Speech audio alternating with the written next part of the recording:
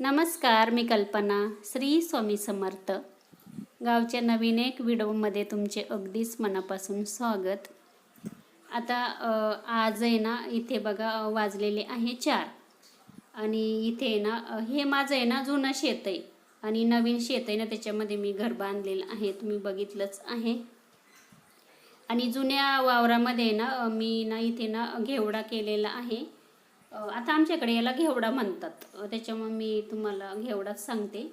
आणि हे बघा, ह्या वावरामध्ये घेवडा केलेला आहे आणि ही शेती ना माझी मावस जाव आहे ना तिला करायला दिलेली आहे. ही शेती मी सक्की मावस जाव आहे माझी, तिला म्हणजे ते करतात हे शेती. आणि तिने ना याच्यामध्ये घेवडा लावलेला आहे आणि घेवड्याचे ना भरपूर असे 4-5 म्हणजे खुडे झालेले आहे. 4-5 वेळेस तोडून झालेला आहे आणि आता तो हे बघा म्हणजे संपत आलेला आहे. तरी पण अजून 2 खुडे आरामात होतील त्याचे. आणि आता आहे ना अजून 2 दिवसांनी वगैरे परत ते तोडतील. आणि हा घेवडा तोडायला आहे ना म्हणजे असं वेळ लागतो.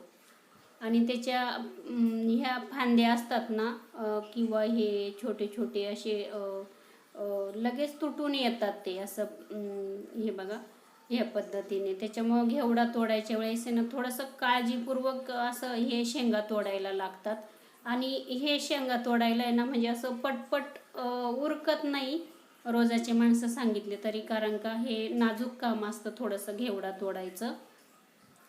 त्याच्या ज्या छोट्या छोट्या ह्या फांद्या असतात ना त्या तुटून जातात किंवा मग जास्त ओढलं ना तर ते वेली घेवडा आहे हा. मी वेली घेवडा केलेला होता आणि प्रत्येक वर्षी असंच घेवडा करते मी. आणि चला आता इथे म्हटलं चला सकाळीच काही वेळ भेटणार नाही तर मी पहिल्या दिवशीच म्हणजे उद्याकडे मला निघायचं आहे, सुट्ट्या पण संपलेल्या आहे. मग मी पहिले थोड्याशा घेवड्याच्या शेंगा तोडल्या. आता जास्त पण नाही घेतल्या, थोड्याच घेतल्या 1-2 भाजीच्या, कारण का त्या पण जास्त म्हणजे काही सुकून गेल्यानंतर चांगल्या लागती नाही. आणि इथे ना घेवड्याच्याच बाजूला ना कडेला आहे ना असं आपण बांध म्हणतो ना, तर बांधाच्या थोडंसं खाली असं सरीला आहे ना अशी एक सरी ना हे बघा चवळीच्या शेंगा लावलेल्या आहे माझ्या जावेना. तिला शेती करायला दिलेली तिने. मग हे बघा चला म्हटलं तर थोड्याशा ना शेंगा पण मी घेते भाजीसाठी, कारण का बघा ह्या घेवड्याच्या शेंगा आणि चवळीच्या शेंगा तोडायला ना वेळ लागतो, कारण का एक एक शेंगा आपल्याला तोडायची असते. आणि म्हटलं चला सकाळीच मग घाई गडबडीमध्ये काही शेंगा तोडायला वेळ भेटणार नाही, तर मग मी ना आता 4 वाजलेले आता शेंगा तोडायला गेली.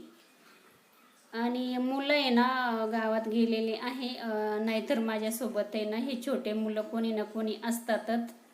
पण मग त्यांना ना मी पैसे दिले, त्यांना कुरकुरे किंवा चिप्स खायचे होते ना, तर ते गावामध्ये गेलेले. आणि अगदी 2च मिनिटावरती आमचं गाव आहे, जास्त लांब नाही आहे.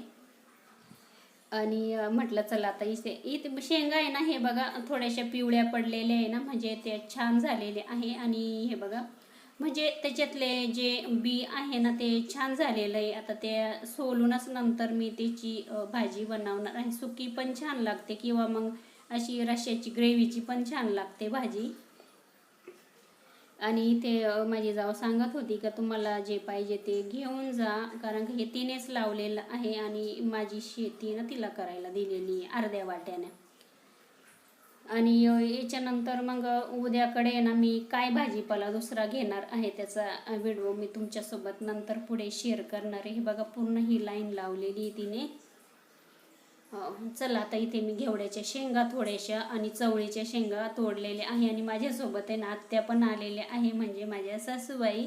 आम्ही दोघींनी घेवड्याच्या शेंगा आणि ह्या चवळीच्या शेंगा तोडल्या. त्याच्यानंतर इथे बघा एकच पिशवीमध्ये आणल्या त्या दोन्ही पण घेवड्याच्या शेंगा चवळीच्या शेंगा. आणि आत्यांनी काय केलं, चवळीच्या शेंगाच तोडल्या त्यांनी, पण मग हिरव्या पण तोडल्या आणि एकदम अशा वाळलेल्या असतात ना त्या पण तोडल्या आत्यांनी. म्हणजे त्या वाळल्यानंतर आहे ना त्याचं सोलल्यानंतर त्याचं बी तयार होतं की त्याचं आपण पेरतो.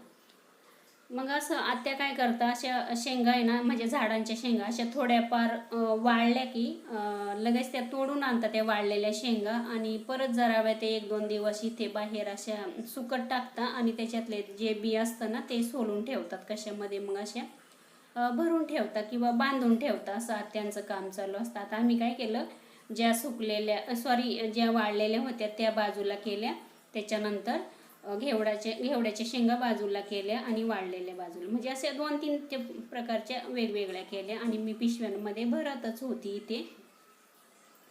आणि त्याच्यानंतर आहे ना लगेच मग हे बघा आता मी वेगवेगळ्या करून घेतल्या. आणि हे बघा आता इथे 5:30-6 वाजत आलेले आहे, तरी पण म्हणजे भरपूर गावाला असा प्रकाश वगैरे असतो, कारण का कसं गावचं वेगळंच असतं वातावरण, खूप छान असं. त्याच्यानंतर हे बघा, ही माझी मावस जाव आहे, बघू शकता, हिला मी शेती करायला दिलेली आहे. आणि तिने ना बघा इथे ना रुमालामध्ये ना माझ्यासाठी ना दोडा घेऊन आलेली आहे, हे बघा. आणि तिला माहीत होतं का ताई जाणार आहे, बाई म्हणते मला ती, तर ती म्हणे हे बघा आता दोडा घेऊन जा, 2 दिवसांनी तो पिकेल. हे बघा तिने मला दोडा दिलेला आहे. आणि त्याच्यानंतर मग झाडझूड करून घेतली थोडंसं, हे बघा इथलं ओट्यावरचं आवरून घेतलं. आणि आता आत्यांनी बघा स्वेटर घातलेलं आहे, याच्यावरून तुम्ही समजा का किती थंडी असेल म्हणून.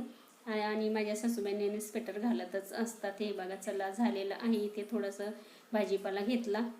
आणि त्याच्यानंतर आहे ना हे बघा 6 वाजत आलेले आहे आणि मुलं पण आलेले आहे, गावात गेले ते. त्यांनी बघा खाण्यासाठी ना काय चिप्स कुरकुरे काय आणलं काही माहीत नाही, त्यांना पैसे दिले ते मी. हे बघा मी सांगितलं ना तुम्हाला, माझ्यासोबतच असतं हे मुलं छोटे.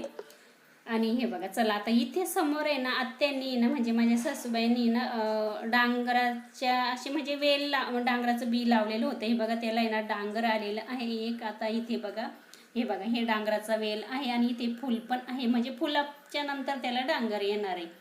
आणि इथे बघा चला आता छोटंसंच होतं इथे डांगर, आणि त्यांनी पण भरपूर खाल्ले डांगर. आता आम्ही त्याला डांगर म्हणतो, कोणी याला गंगाफळ म्हणतं किंवा लाल भोपळा म्हणतो, पण आम्ही डांगर म्हणतो. आता इथे बघा हे डांगर आहे. आता मी ना कैची आणलेली कापायला. आणि इथे मुलं पण बघू शकता माझ्यासोबतच आलेले आहे, काय आहे म्हणून विचारता येते पण, आणि त्यांना माहीतच आहे डांगर आहे ते.